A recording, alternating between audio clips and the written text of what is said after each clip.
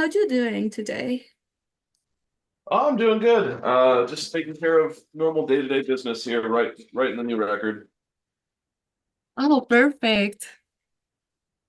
Okay, so Yeah. um, we can get started with the interview. Um, how would you describe your band to someone who doesn't know it?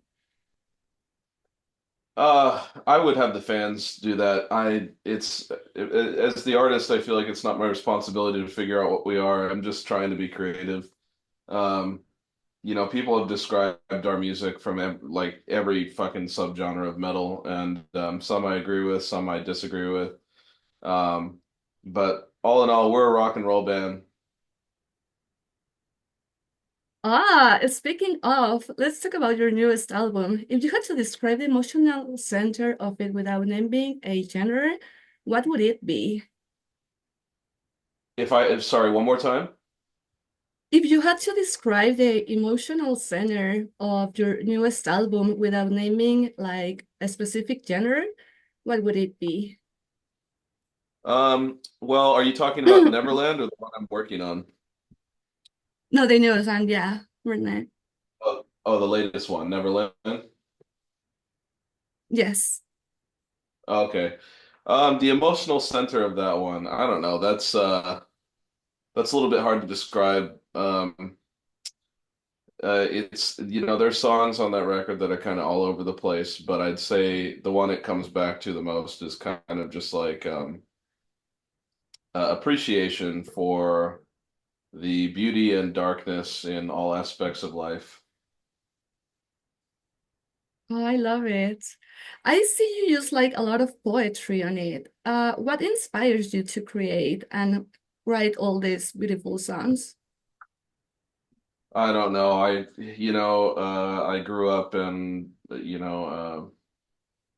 under really not very special circumstances. So I've just always been attracted to more melodic and beautiful kind of sounds. I love melody. I love harmonies. I love the way they can intertwine and play with each other. And so, yeah, inspiration really comes from kind of anywhere. You never know when it's going to strike. You just kind of got to grab it when it comes around and put it on paper. Okay. When do you usually start writing a song? Do the lyrics come first, or are you already hearing the music while you're writing it? The music always comes first. Yeah, I very rarely have lyrics before I put a song down. In fact, most of the time I have like, 20 demos of music and then no lyrics written, and then I start stressing about lyrics. Oh yeah, that's so many. Yeah. Oh, that's awesome. What was the biggest risk you took on your latest album, creatively or personally?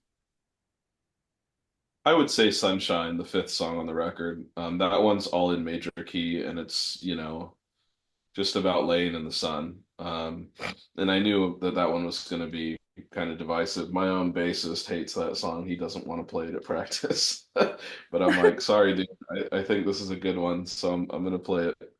But Anyway, yeah. yeah, you can't please everybody. It's definitely not metal, but I don't really, like I said, we're a rock and roll band. We have metal aspects to our songs, but ultimately our genre is rock music. And the reason being is those are the kind of instruments we use to make our art. I'm not going to limit myself to a genre. Yeah, that's so true. Speaking of genres, I see you have covers of songs that are from different genres.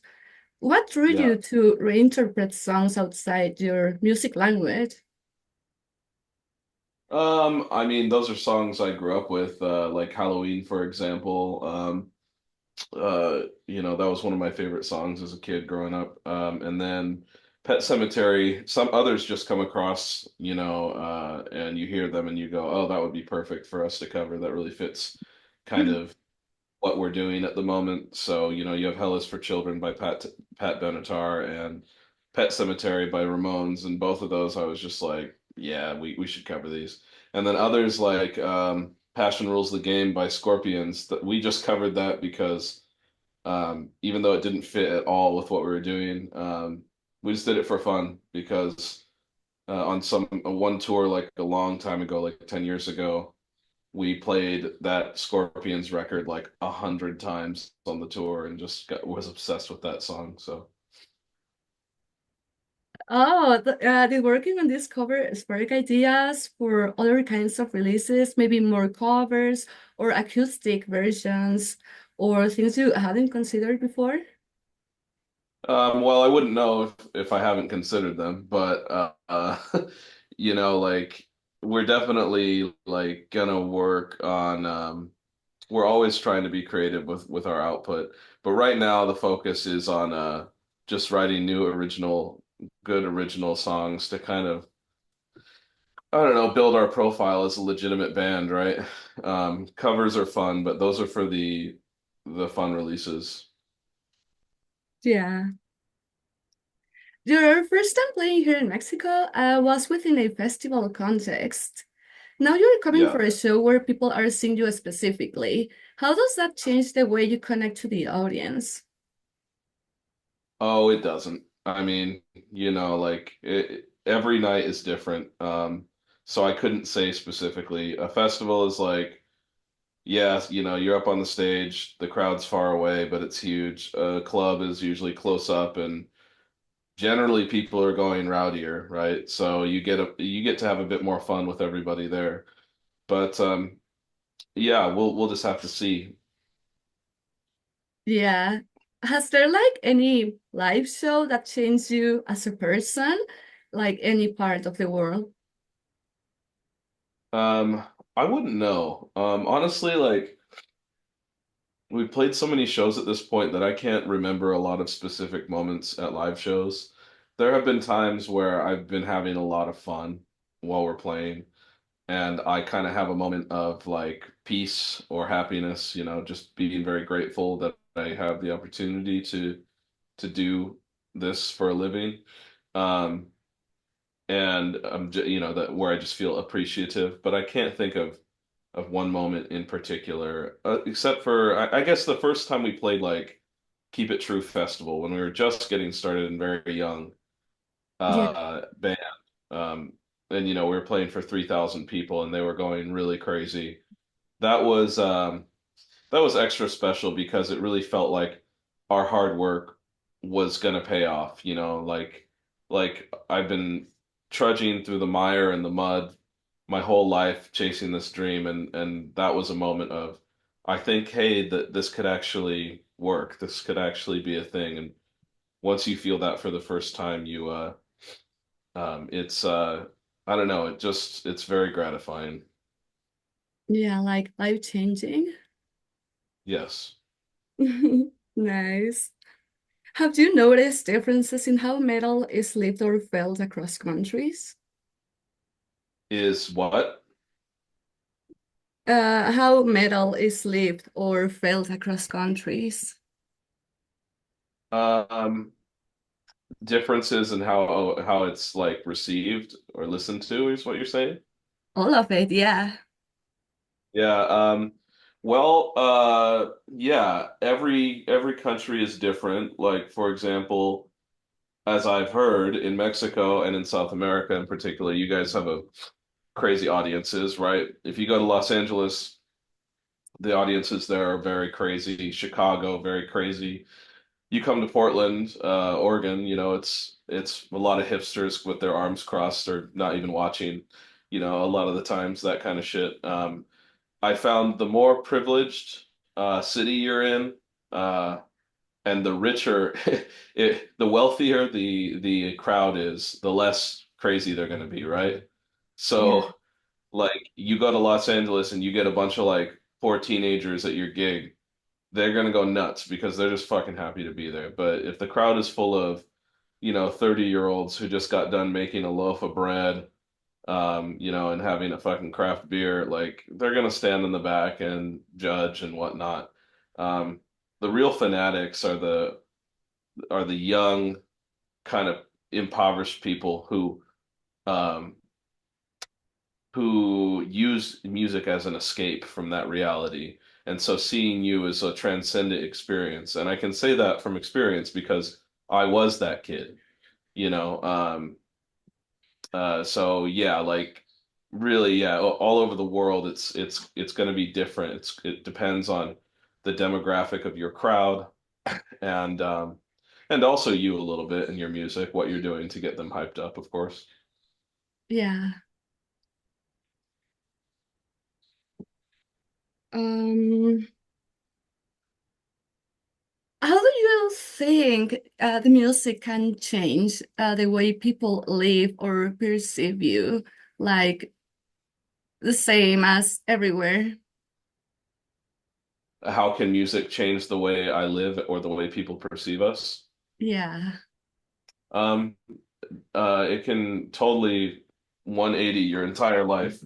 Um, I definitely noticed people started treating me a little bit differently. Not all of them, but you just notice. You know, you have people who used to kind of brush you off when you didn't do anything or you weren't in a good band. They go, oh, okay, whatever, this guy.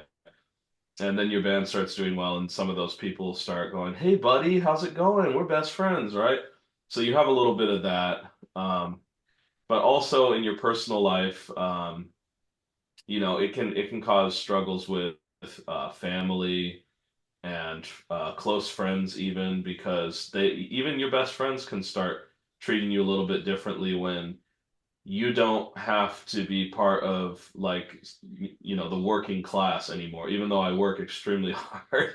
But Yeah. I don't have to go to a day job, right? And so my buddies who did have day jobs, some of them are like, you get half and half. Half are like, oh man, that's so awesome. And then you get half that are like kind of just, yeah, they don't really call you anymore. And yeah, so it just depends. It's a very weird thing, but ultimately there's nothing I can do about it. I just and yeah, I'm talking on a very small scale here for me. I'm under no illusions that our band is not very big, but it will even start happening with the smallest amount of success to anybody, you know? Yeah. When you are playing into a concert and you look into a room full of people who know the lyrics, what Yeah. goes through your mind? Well, usually I'm like, fuck yeah, this is awesome. The first time it happened, of course, is way different than the 100th time it happens. The first time everybody's singing along is, I mean, I remember at our first concert here in Portland back in 2018, um, the crowd was singing along to the lyrics to all the songs, and I couldn't believe it. I was like, are you fucking kidding me? This has never happened before. This is our first show. How does everybody know the lyrics? So that was absolutely crazy. But now, you can get to a point where, hey, if the room's packed, if you before you get to the concert, they tell you, hey, it's sold out, and you go on stage, everybody's gonna know the lyrics. They're there for you. You had a couple hundred people pay for a ticket to see you, so you kind of can expect that they're going to sing along. And so what you start doing at that point is utilizing that and bringing people together to sing along. So telling them, come on, sing it with me, or you do it this time, or stuff like that, right? Yeah. Whereas in the beginning, you're just grateful to hear anyone singing a word. Looking back, for example, just say 2018, do you feel more confident owning the space now than you did in earlier years? Owning like the stage space. Yeah. Yeah, yeah. That being said, there's like off days, there's days where um, you go on stage and it's your 300th time playing this song, but for some reason you just don't feel it. And I get those all the time still, and I just get nervous or kind of like I just feel like I can't engage with the crowd. So I just kind of go inward. And then there's other times I run out and I'm just like balls to the wall, super excited.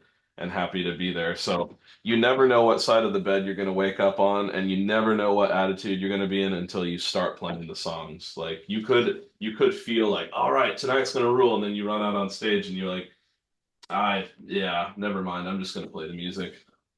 Yeah. Yeah. For example, what have live audiences taught you that the studio never could?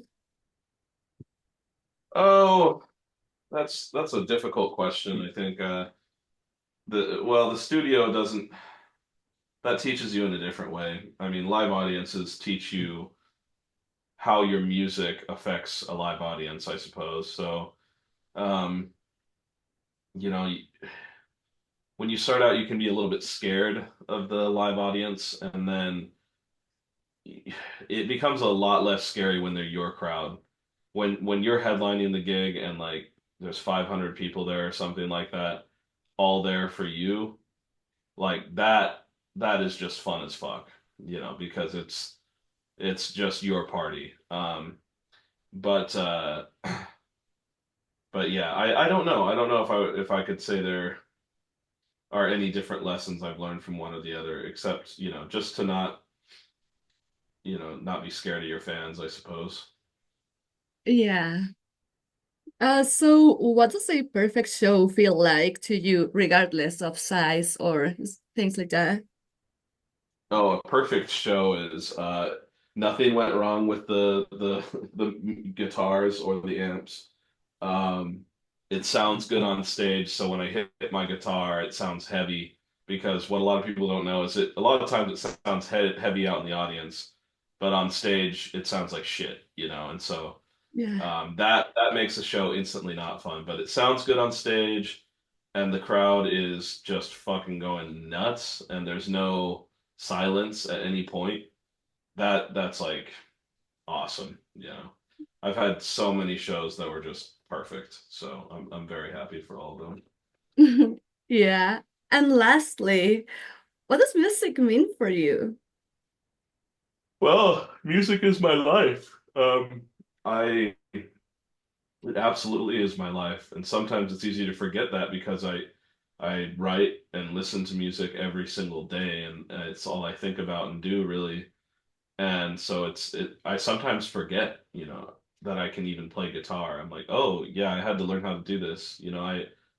It just seems so second nature at this point. So yeah, music is the entirety of my life. I absolutely love finding new bands, listening to new music, learning new things about different artists. I love listening to good records and bad records. I think there's something to learn from everything, as an artist and a musician, there's something to learn from every single piece of music. So it's really fun to just see how other people go about, making their bands, presenting their music, writing their lyrics, structuring their songs, the melodies and melody choices. Like it's an infinite, endless universe that you could just get lost in and immersed for forever. So yeah, music is my life. Yeah, we're looking so forward to having you in the near future. So, what would you like to say to the people who is coming to see you in Mexico? Um, we're gonna put on top tier show for you, and we're gonna fucking do our best to have a rowdy, fun night in Mexico City. We've never been, so if you want to see our first show ever in Mexico City and say you were there, maybe Yeah. first and last, who knows? But yeah, no, it's gonna be good. Well, thank you so much for your time. Yeah, thank you. I'm looking forward to see you. Yeah, thank you so much.